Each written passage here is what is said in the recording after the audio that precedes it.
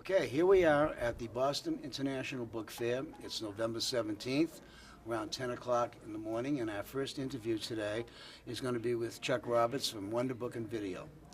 So, Chuck, what I'd like you to do is tell me a little bit about your family, your parents, siblings, where'd you grow up, and stuff like that. Yeah, I was born in Buffalo. My dad was a doctor. My mom had been a nurse. 3 older brothers, Naval Academy, Marine Corps, college professor, University of Vermont, and then the other one was a rock and roller and a music group in the 70s, 60s, and 70s. What was the group name? It's called C Train, and it was pretty popular. Yeah. They were going to be the next Beatles. George Martin produced them, and but they broke up at the wrong time. Yeah, well, apparently. Yeah. So did you attend college? Yeah, I went to Connecticut College in New London. And what did you major in? Zoology. I was pre-med, and then my dad died, and I changed my mind, became so I was a double major, English and zoology. When did you first get that bite that you wanted to be in the book business? I was always a book collector, even as a kid. You know, I would take books from my brother's rooms and stuff, and Scholastic Book Club in elementary school and things like that. And then as soon as I found out there were bookstores, I would search out bookstores wherever I could find them. And then when I found there were used bookstores, I'd do anything to bribe a brother or my parents to drive me to those. And then in 1980, I was going to go to grad school in the fall, but I needed a summer job, and I asked a bookseller in Gaithersburg, Maryland, if he'd hire me for the summer. And within a few days, this is what I want to do. Yeah. What did you do before that? I had just gotten out of college, took a couple extra years to finish it because of my parents passing away. And so I just sort of had odd jobs after college and during college. Tell us how you started Wonder Book and Video. The bookseller in Gaithersburg was a real nice guy. He was a retired civil servant and sort of took me under his wing. My parents were both deceased, and he sort of became a father to me. And within a few weeks of working for him, I said, I want to open a bookstore, and if you want to help me, that's fine. If you don't want to help me, I'll do it on my own. And fortunately, he helped me, because I never would have gotten off the ground, because he negotiated the lease. And so he was a silent partner for a couple of years, and then I bought him out, and we stayed friends until he passed away. When was that? I started in 1980, and he passed away in 2005. And Also, you had 25 years of friendship. yeah. Better than not having it at all. Yeah. When you were early in the trade, in 1980, I would think it's just a little bit before the internet. Right. And were you ever a computer person? No, I resisted computerization. I resisted all that. Even when we were renting videos, we started out with file cards and that sort of thing, and that was in the mid-'80s. Computers were so primitive, but finally got talked into doing that. So, and then we had computerized point-of-sale things, cash registers. And then in the mid-'90s, my brother, college professor, sort of a techie, he said, oh, you should start selling books on the computer. And I'm going, nah, we're doing fine. You know, we're selling Stephen King first editions for $35 and, you know, renting VHS tapes. And then a young guy that was working for me, he was a teenager, he said, oh, you got to start selling books on the computer. And they kept bugging me to sell books on the computer. And I finally relented, and we picked out seed stock of like 40 odd books from the stock and put them on, I think probably Bibliofine in 1997. Yeah, that would be it. And the next morning we looked and we had some results, and the first result was for a book called The History of Holstein Cattle in Frederick County, Maryland, and it had sold to a guy in England. And here's a little book about local cattle that I couldn't sell in Frederick. Right. And this guy was, I guess he bred that breed of cattle, and the light went off, you know. Oh, I get it now, you know. So we're global now, we're international. That's and right. From then on, we just started pouring books onto the internet. How many items do you think you have on? We have about 2.5 million books, records, CDs, DVDs. 2.5 million. In our warehouse in Frederick, Maryland, yeah. So you have all that inventory up online. Yeah, yeah, we sell on about 15 different platforms concurrently. And Is there any one particular one that yields more results than another? no, we're on 5 Amazons, and so they are a big chunk of it, but we try to be diversified on the different websites. We have our own website, and so it's, they're spread out in dollars and pounds and euros and Canadian dollars, and so that helps. Stuff like that. Yeah. How old were you when you started on your own? 25, yeah. That's pretty ballsy. It was a leap of faith. Yeah, when you think about it, 25 years old, and now he has 2.5 million books online. He's either very smart or very crazy. One of the two. Both, yeah. What were some of the people that sort of were mentors or helped you along the way when you first started in the business? Yeah, the first guy was Carl Sickles at Book Alcove. He really took me under his wing. He taught me ethical behavior. I mean, not that I didn't know it already, but as a business person, and customer service, and showing up on time, opening the store on time. And then Alan Ahern from Quill and Brush. Oh yeah, Alan. He was a dealer not too far away, and he would come and visit and buy things, and it got to the point where if I got anything good in his field, I would usually just save it for him because he would pay me more than I could get for it by putting it on the shelves in the store. And he was one that pushed me to join the ABAA, and I said, oh, because I had stopped doing shows around 2000. And he said, oh, you should do it, you should do it, you should do it. And he sort of kept bugging me to do it, just like people bug me to go on the internet. And eventually I did, and I'm very glad I did. The ABAA has been really good for me, buying and selling and learning. In all areas, it's been beneficial. Where do you get most of your inventory, without giving out any secrets or stuff? Well, the things have evolved all over the country, I think, where if you put out a sign you're buying books, you can get all the books that you need. So we advertise in the Washington Post 3 or 4 days a week in the A section that we buy estates. Our 3 brick and mortar stores buy books every day of the year except Christmas and Thanksgiving, 10 to 6 p.m.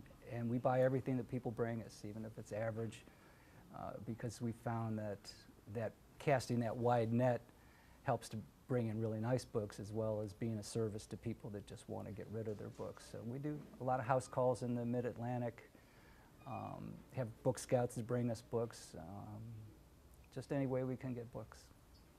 And you have 2.5 million books online. Yeah. I'm still grasping with that figure.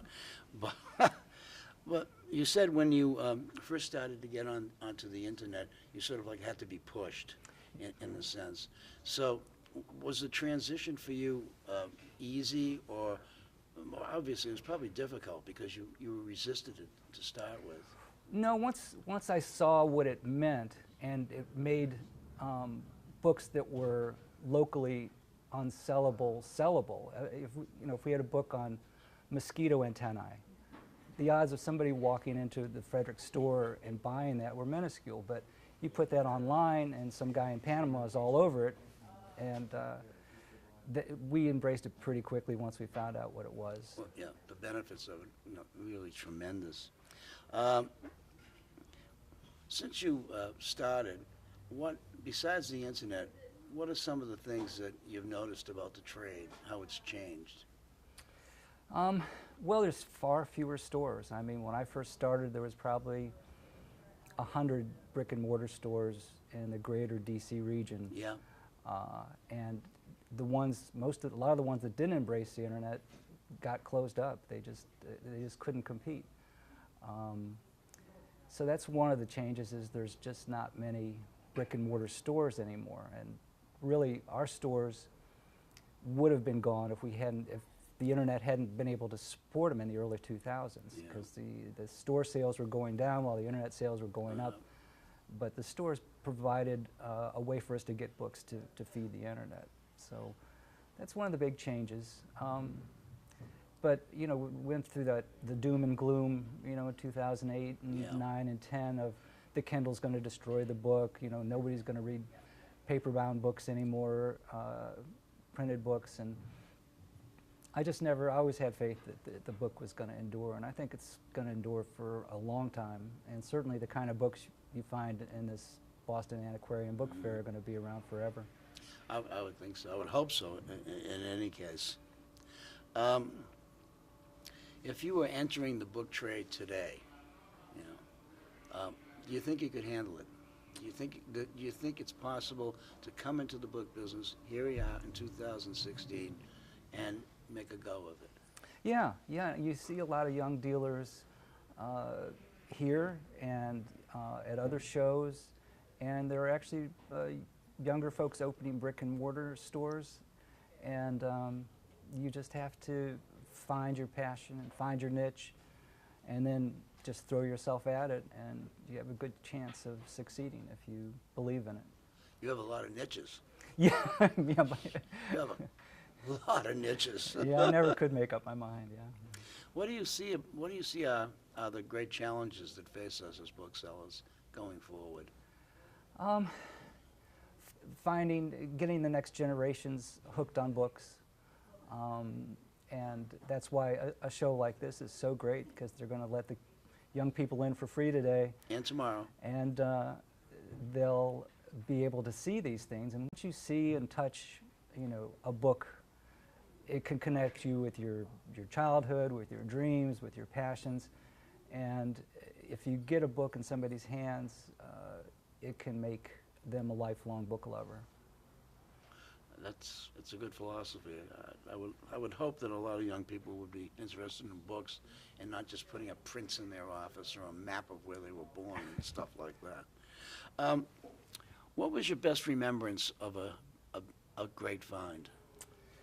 Oh man, there's been so many over the Yeah, years. does any stick out in your head as One of the first things that when I first started with Carl at Book Alcove, there was a farm in West Virginia called Clifton Books, and the guy had owned the big Maryland Book Exchange at the University of Maryland for decades, and he had a farm in West Virginia. He had passed away, and there was a couple barns and several Quonset huts and a farmhouse and a farm shop. They were full of millions of books. This guy had brought, and a lot of them were junk, old textbooks and things, but the other were good books in it too. And so that was one of my first experiences as a bookseller, was to drive up to this farm in West Virginia, go in these barns where books were just falling on, walking on top of books and rooting through, pulling books out of things. So it's, one of the first experience was one of the most memorable. Yeah, I don't think you could do that today. I just don't think you can do it. No, It has to be a basis. Yeah. We run into hordes. We found one a few weeks ago in Virginia, that this guy had a big workshop, 5,000 square feet, and he had just bought books, and a lot of them were really good, and they had just sat there for years and years. I think he died a decade ago, and his widow probably just never went in and opened the building.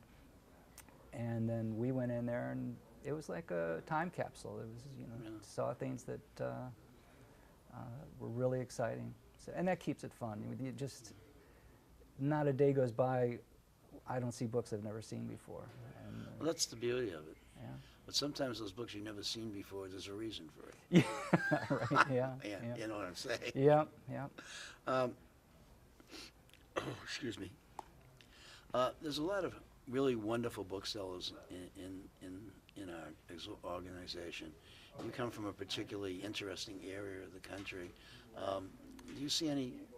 You talked about some of the younger booksellers.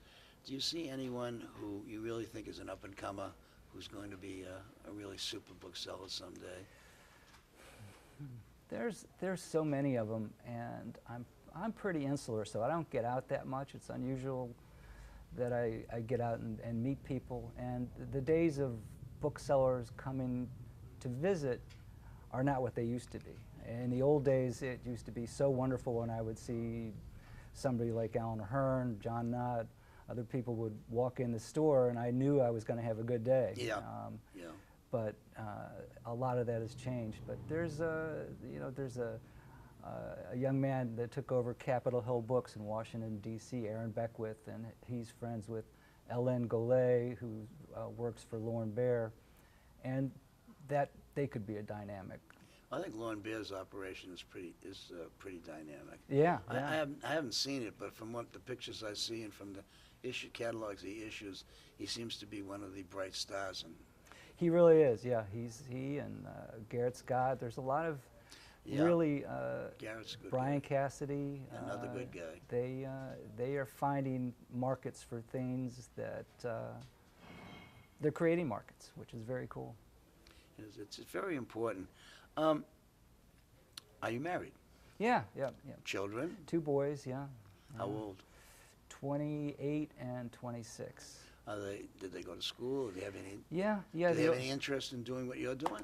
The older one he graduated law school this last spring, Stanford, and he's going to be a lawyer. But he likes books and collectible books. The younger boy is 26, and he's worked for me for a couple years, and I'm hoping he'll.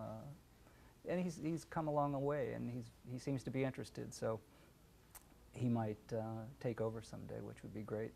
Yeah, I mean, we don't live forever. No, I don't know what happened to all those books if someone didn't take over. 2.5 million books on the internet with nobody to sell them. Right. That wouldn't be fun at all. So how long do you think you're going to be doing this? How old a guy are you? I'm 64. You look good. You have your hair. It's That upsets me. It's the Dorian Gray thing, you know? Yeah. I can't imagine doing anything else. I mean, I like to go in on weekends by myself in the warehouse and play with books because, you know, that's when nobody's tugging at me. There's no phone calls, and I just get to play with books, and it's just, it's fun, and it's just intriguing, and there's just every day's treasure hunting or discovery or puzzles, and I can't imagine doing anything else. Yeah. A lot of people tell me the best scouting they do is in their own stock. You're right, yeah. Seriously. Yeah. You know, you find things you didn't remember having, and then how do you keep track of those 2.5 million books, other than the fact that you have them online, but you have a big warehouse? Do you have some kind of a system in which you can find things readily? That young guy that talked me into going online, along with my older brother in the 90s, is still with me. He's now not as young as he used to be, but he's been with me since 89, I guess, 1989. And he can run computers like you and I can drive a car. It's just, it's a knack. You know, we come up with a concept and he can make it happen. So we have this That's great. crazy database that can juggle any book on 15 different selling platforms at one time in dollars and euros and pounds and Canadian dollars. I'm still trying to wrap my head around 2.5 million books. Yeah. Your warehouse must be huge. It's about 3 acres, yeah. 3 acres? Yeah, 130,000 square feet. Oh my It used to be a post office distribution facility. Really? That's cool. That the building would be there. Yeah, and so we were lucky that the post office downsized and abandoned that building, and we were able to take it. Okay, well, you know, we've come to the end. Cool. Painless. Yeah. You didn't get scared. You didn't cry. Oh, that's great. It comes later. Well, thanks very much, Charles. We really Thank you, appreciate Michael. participating. Yeah, it's a pleasure.